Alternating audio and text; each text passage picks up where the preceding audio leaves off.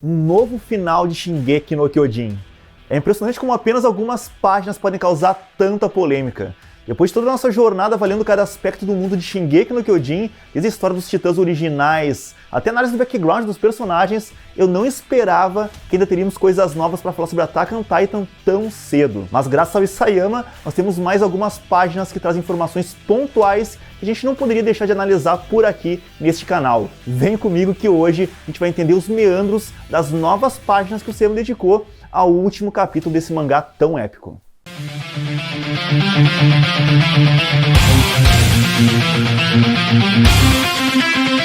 Salve nação otaku, aqui é o LM, e tenho que admitir que esse é um vídeo que eu jamais imaginaria que eu teria que fazer tão cedo, já que tudo indicava que o mangá havia sido encerrado nas últimas páginas do capítulo 139. Mas só que não, o Isayama decidiu acrescentar algumas pequenas informações ao último capítulo da obra, e agora, com essas novas informações que tivemos acesso, é possível que algumas pequenas percepções acerca do final de Shingeki no Kyojin tenham mudado. Mas será?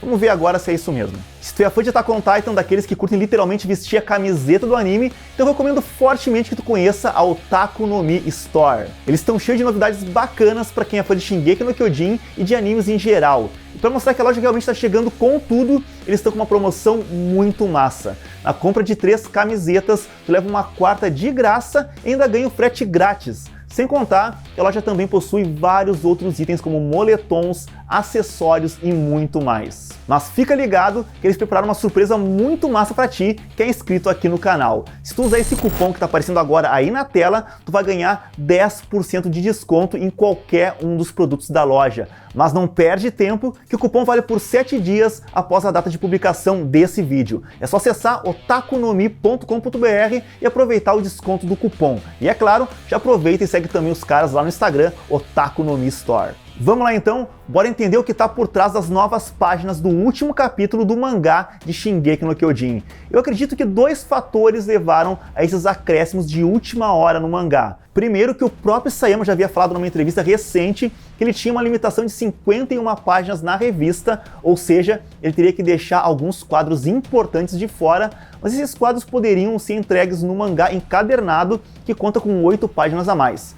E segundo, que eu acredito que seja o fator mais definitivo, foi a reação dos fãs em relação ao último capítulo. Muitos fãs acharam que o final de Shingeki no Kyojin foi decente e que entregou um desfecho bem convincente, mas por outro lado, teve muito fã que reagiu de forma muito negativa em relação ao último capítulo. Certamente não foi essa a repercussão que o Isayama esperava, principalmente depois de todo o sucesso do mangá e do anime.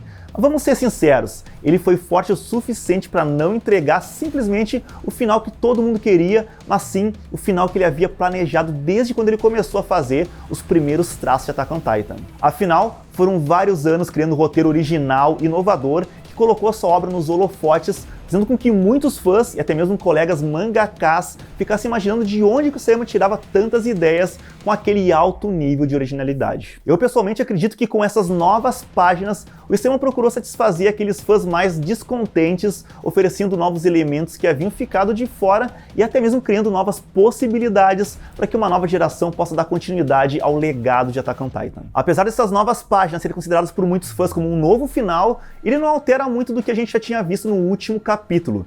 Ele simplesmente adiciona novas páginas que acrescentam alguns detalhes complementares ao lançamento original, sendo que algumas delas trazem alguns diálogos que oferecem uma profundidade emocional bem maior para alguns momentos em que o Isayama considerava que isso seria necessário. Começando pela primeira página extra, onde vemos a Mikasa segurando a cabeça do Eren em frente a Ymir. A primeira coisa que a gente pode notar é que aqui temos uma Ymir mais velha e não aquela representação infantil que a gente via até então. Eu pessoalmente gostei muito de ver a Mikasa se comunicando com a Ymir nessa cena. Isso traz uma carga emocional bem maior do que simplesmente ver a Ymir paradona, com o mesmo olhar sem expressão algum que a gente tinha visto antes e totalmente apegada ao Rei Fritz. Eu realmente acredito que o Isayama deveria ter explicado mais sobre essa relação abusiva que o Rei Fritz tinha em relação a Ymir. Uma relação tão pesada que criou a síndrome de Estocolmo mais duradoura da ficção. Afinal, foram 2000 anos, só 2000 anos após a morte do rei, e ela ainda sentia na obrigação de ser uma serviçal do seu antigo marido. Não daria para deixar que uma relação tão pesada e tão marcante para a história de Shingeki como um todo acabasse assim, sem maiores explicações. Eu diria até mesmo que chega a ser uma atitude irresponsável fechar a história sem explorar melhor esses detalhes. E afinal de contas, até mesmo a Gabi teve suas motivações melhor construídas, então o mínimo que a gente esperava é que o mesmo tivesse sido feito em relação a Ymir. Nós também vemos um quadro que, ao que parece, retrata a imaginação da Ymir, mostrando o que teria acontecido se ela não tivesse salvado o rei. Como se isso fosse uma especulação do que teria rolado se ela fizesse o mesmo que a Mikasa fez em relação ao Eren, mas infelizmente isso não aconteceu. Na próxima nova página, a gente vê o que parece ser a Mikasa no futuro com o seu filho e o seu marido. Parece que a Mikasa acabou ficando com o Jian, e eu consigo até ver a galera muito pé da vida com isso. É como se o Sayama desse um tapa de luva de pelica nos chipadores do Eren e da Mikasa. Para aqueles que gostariam de ver um final feliz entre o Eren e a Mikasa, eu não vou culpar vocês se me disserem que não ficaram nem um pouco satisfeitos com esse final. Mas vamos olhar pelo lado positivo. Ao menos a gente pôde ver que a Mikasa seguiu em frente com a sua vida. A forma como havia acabado o capítulo 139 tinha me deixado com muita pena da Mikasa, ao ver ela presa ao seu amor impossível pelo Eren, e como eu falei lá na live comentando esse capítulo, a Mikasa merecia um futuro melhor, e felizmente o Isayama nos presenteou com isso. No próximo quadro, a gente pode ver que Paralis parece ter se desenvolvido e que Eldia cresceu muito nos últimos anos. É interessante notar que a árvore em que o Eren foi enterrado teve seu espaço respeitado, como se fosse uma espécie de monumento aberto ao público. Sei não, mas eu acredito que boa parte do mundo não ficou muito feliz em saber que esse monumento existe. Mais adiante, a gente vê aquela que parece ser a última homenagem da Mikasa pro Eren, já que ela aparece aqui numa idade super avançada. Inclusive, eu fiquei pensando, será que o Zaka não vive mais tempo que as pessoas normais? Me conta aqui nos comentários o que tu acha disso. No próximo quadro, a gente vê aquilo que parece ser o velório da Mikasa. É interessante notar aqui que ela ainda está usando o cachecol. Então talvez a gente possa esquecer daquela ideia de que a Mikasa tinha se desapegado do seu antigo crush. Será que todo esse tempo a Mikasa ficava com o Jian enquanto pensava no Eren? Bizarro isso, né? E agora vamos para aquela que é provavelmente a cena mais polêmica dessas novas páginas, onde nós vemos a ilha de Parades sendo dizimada. Esse é provavelmente o maior dane-se que o Sema manda para os fãs que não gostaram do final original, principalmente para aqueles que dizem que o Eren, na verdade, não conseguiu concluir nada. E olhando na última página, adivinha o que nós temos?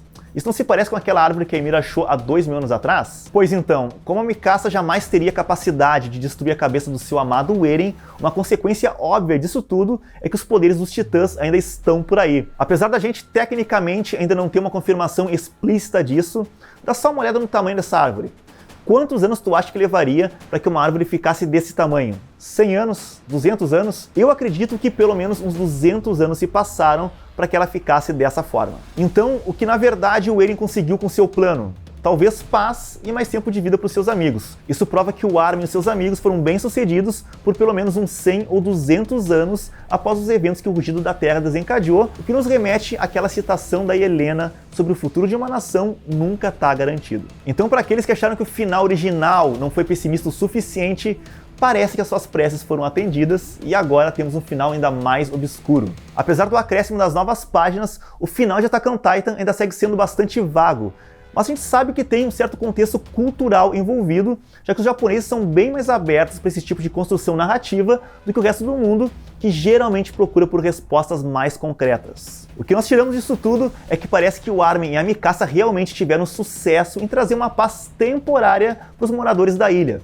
Ao mesmo tempo, para aqueles que não aprovaram o final, tudo foi em vão, já que no final tudo indica que Eldia foi varrida do mapa no futuro. E por outro lado, o Isayama nos colocou uma pulga atrás da orelha de que sim, o Parasita e os poderes dos Titãs ainda estão por aí, só esperando por um hospedeiro para dar sequência à história. Mas novamente, a gente não sabe em que estado o mundo se encontra nesse salto temporal. Se é um mundo inteiro que vive num contexto distópico, ou se foi só a ilha que mais uma vez foi atacada e dizimada pelo resto do mundo. E afinal, será que o garoto que aparece no final do mangá vai encontrar o Parasita dentro daquela árvore, assim como aconteceu com a Ymir? Afinal de contas, o que exatamente confirma que os poderes dos Titãs foram extintos? Eu acredito que um dos aprendizados que o Isayama quer nos passar com essa história, e que ao mesmo tempo ele deixou praticamente explícito com esse final, é que só porque o Parasita foi destruído junto do Eren, não existe nada que previna que esse garoto que a gente vê no final do mangá venha adquirir esses poderes e usá-los para oprimir um diferente grupo de pessoas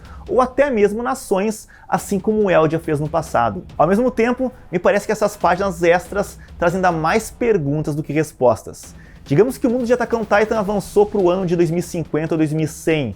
Qual é a exata situação do mundo nesse futuro? Será que os poderes dos titãs ainda fazem diferença nesse novo momento que o mundo se encontra? Para aqueles que perguntam se essas novas páginas estariam abrindo a possibilidade de uma nova sequência para Attack on Titan, eu diria que isso é algo bem difícil de acontecer, até porque eu realmente acredito que o Isayama está a fim de fazer outras coisas da sua vida e ele já ficou bastante tempo se dedicando inteiramente a Attack on Titan e há anos ele vem falando que tem outros planos para colocar em ação assim que o mangá acabasse.